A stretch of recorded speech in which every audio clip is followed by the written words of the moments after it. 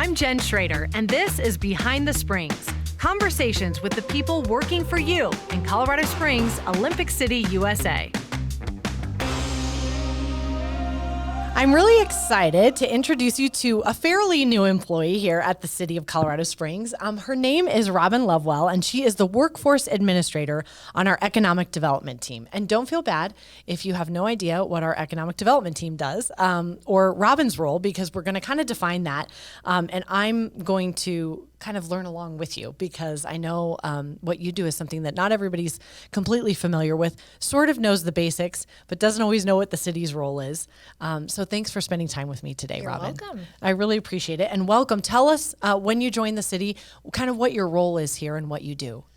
Yeah, so I've been with the city for about 7 months now. Okay. They hired me as the Workforce Administrator in Economic Development, and my coworker Shakana Tedder, who's the Small Business Administrator.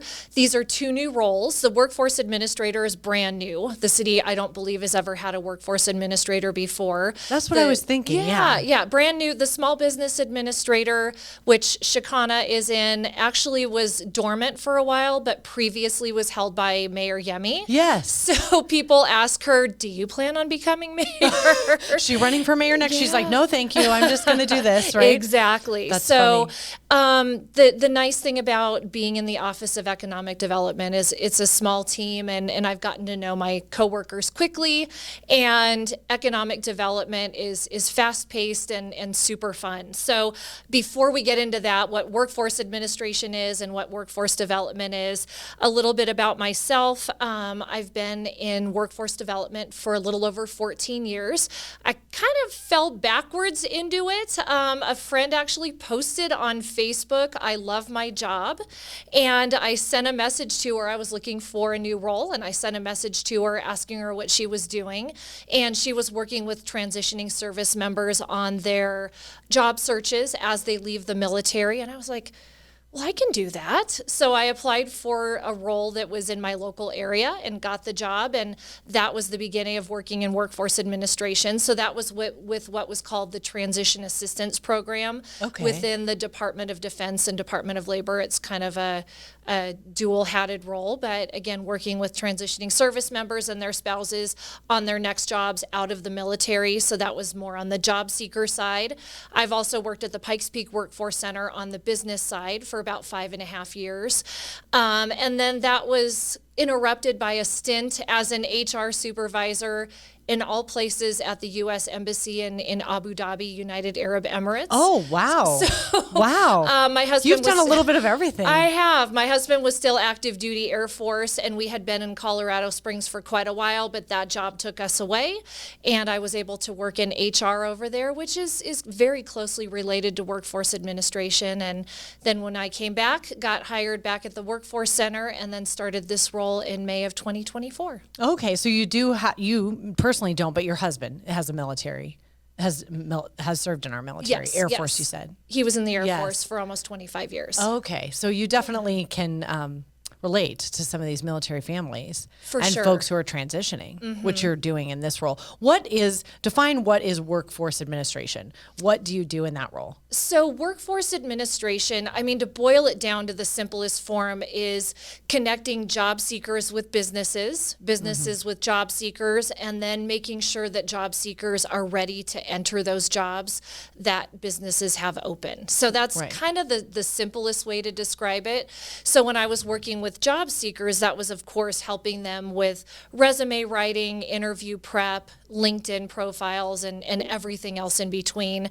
When I was working with businesses, primarily at the Pikes Peak Workforce Center, that was helping connect them with work-ready job seekers, whether that was through job fairs or hiring events, or providing them the labor market information they needed to be able to understand what's going on in their industry and those specific occupations they were looking to hire for, and helping them understand what the average wage was and how to find those employees that might be out there, et cetera. And this et sounds cetera. kind of silly, but why does the city, can we just talk about why the city cares about workforce development? Right. Well, What's in it for us? What's in it for residents, for our community? exactly. Economic development and workforce development are intertwined.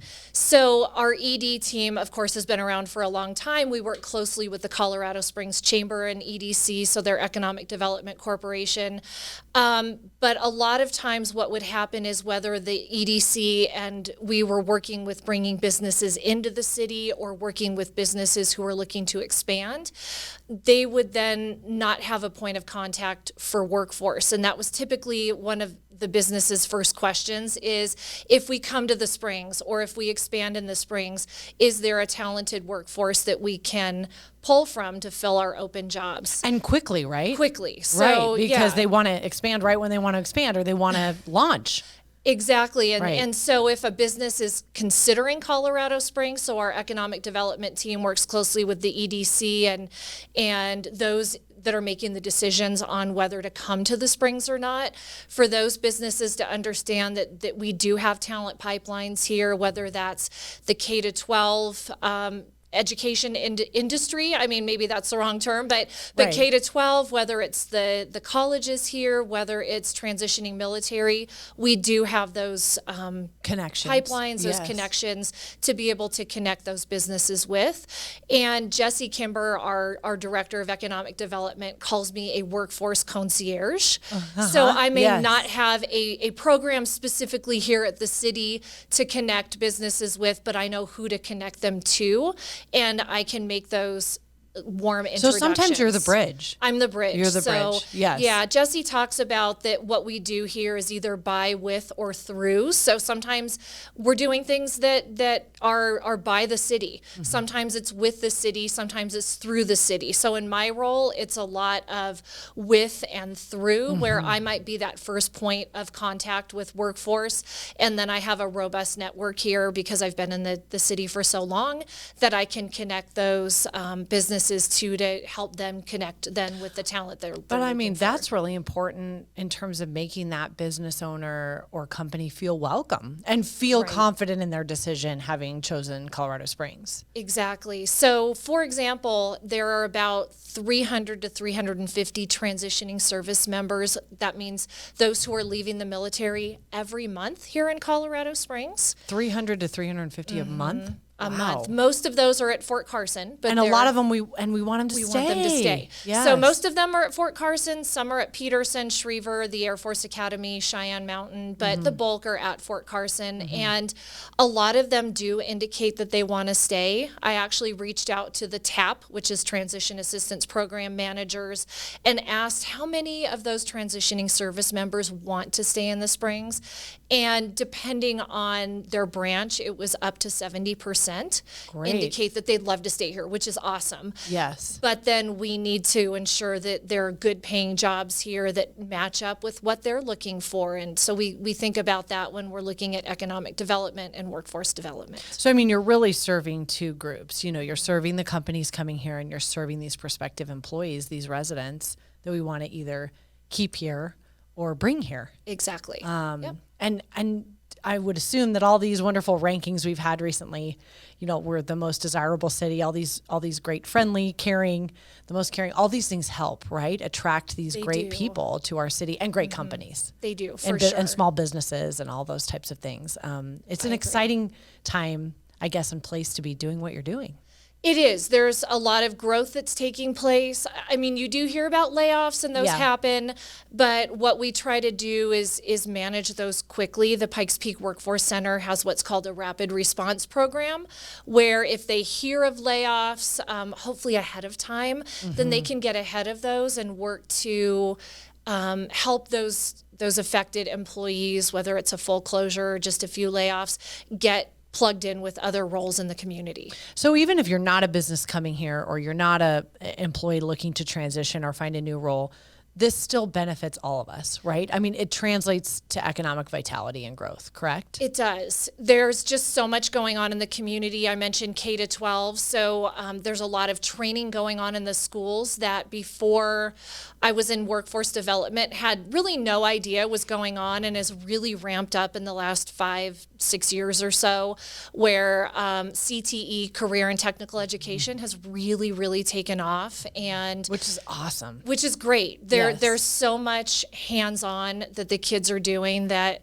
I think back to when I was in high school, and I know. I know there was maybe a little bit going on, the wood shop, the metal shop, But this is cooking like class, nursing but- programs and culinary, things that are just opportunities that are amazing for students, and they're getting so much Exactly. experience even before college. I Right. mean, if they choose to get an associate's degree or go to a trade school or go on to a 4-year university, they're getting the experience even before so they're really able to say, this is what I want to do, or maybe this isn't what I want to do. And Right, exactly. just so valuable. Yeah, that work-based learning or career-connected learning is helpful, like you said, both for kids who get into something and they're like, this is awesome. This is my passion. I want to do it. I want to go to a 4-year university and major in it, or then go into the trades and get trained more extensively in the trades and go that route.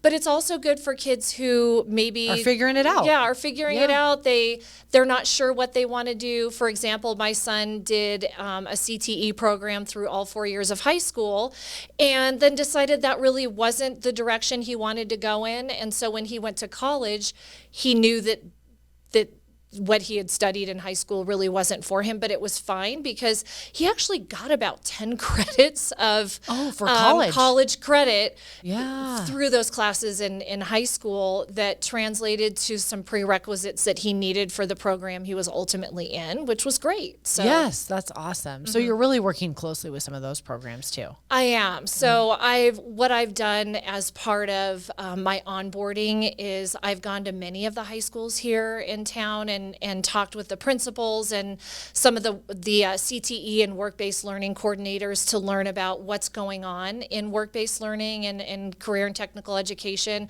So I've not only built those relationships with the leaders in the schools, but I've also gotten to see boots on the ground, what's going on. I've gone to Sierra High School, for example, and seen the medical bays that they have that look like you might be at the ER or at the doctor's office, that kids can then have this realistic place where they're learning different medical trades. I've gone up to Air Academy High School, for example, and learned about their new aviation program even before they had it off the ground. No pun intended. They had I heard it's great. They had a wait list of, I think, 90 or 100 kids already who were interested in that program, which is great. It's right there at the Air Force Academy. They've got access to the runway, so whatever shape that program takes, they've already got a lot of support. That is incredible hands-on learning. And then you're just molding this workforce again, the younger generation, hoping that they stick around. Exactly. Right? Yeah, hoping they exactly. stay here in Colorado Springs. Yeah, we want them here. Right now, the statistics change, but I think the latest I've heard is there are 0.7 people for every job opening. So we don't even have enough people to fill every job opening. So trying to keep as many of the locals here as we Yes. can, whether that's right after 'Cause there high are jobs school. for them. There are jobs. Sometimes Yes. there's a skills gap. Sometimes there are jobs open and people don't have those skills. But if we can identify those early and get students trained in high school or in the community colleges or in the 4-year universities here and then keep those kids here, that would be great. Yes, that's wonderful. And did you say you're from here or you came from another city? I'm not. So It's okay that you're not. It's okay. We still accept you here. I've been here for 13 years. The military brought us here. I'm from San Diego originally. So Okay. born and raised there. Both my husband and I went to San Diego State University. And Okay. he was an Air Force ROTC cadet. So we went off into the wild blue yonder. He was not a pilot, but he was in logistics in the Air Okay. Force. So we've traveled and lived all over. the Yeah. world.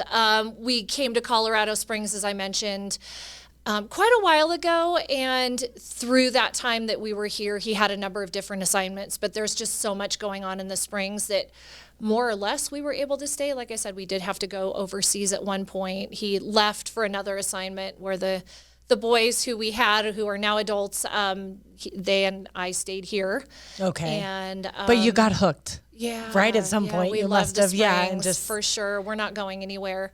We just bought a new house, sold a house and bought another house. So we are here We're to planted stay. here. Yeah, and a lot of different families are in the exact same spot, and we just want to make sure we have the jobs ready for them. Exactly. Yeah. Exactly. That happens a lot. Like I said, a lot of people who separate or retire from the military, some go back home, but others love the Springs so much they want to stay here.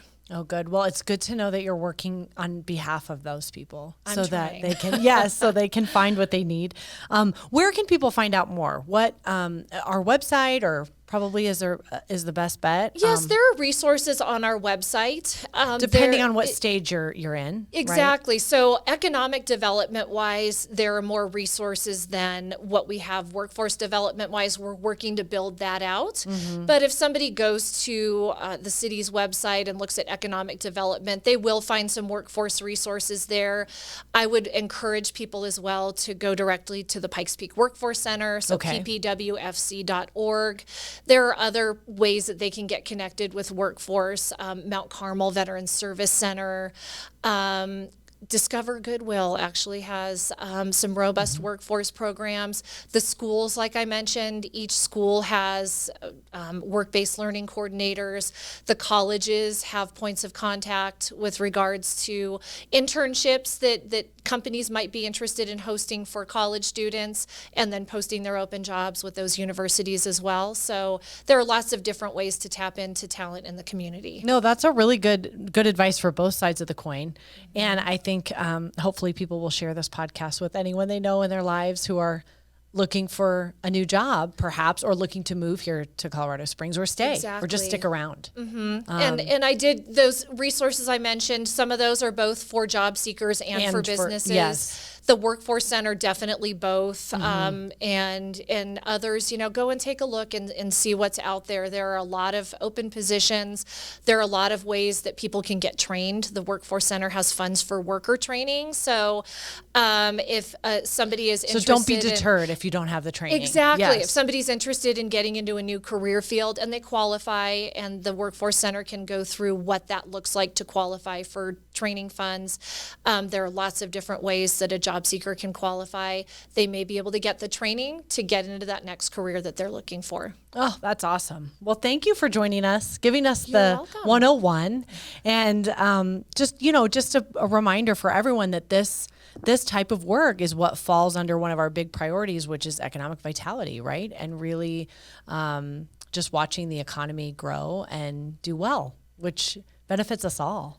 Exactly. It really Yes. does. Economic vitality is one of those priorities that the mayor Yeah. set out in his strategic doing framework. And, Yes. and so there are some workforce priorities in there as well. And that all just goes to, like you said, the economic vitality of the city and the region. Yes. Okay. Well, thanks, Robin. And thanks everyone for listening. So coloradosprings.gov is always a great place to visit. You'll find a lot of great resources there about the city, but you'll want to do coloradosprings.gov/economic development. And that will set you up for kind of diving more into that world and learning more, and specifically getting some of those resources that we mentioned. And of course, following us on social media is always a good idea. We're at City of COS, and we want to thank you so much for listening to Behind the Springs.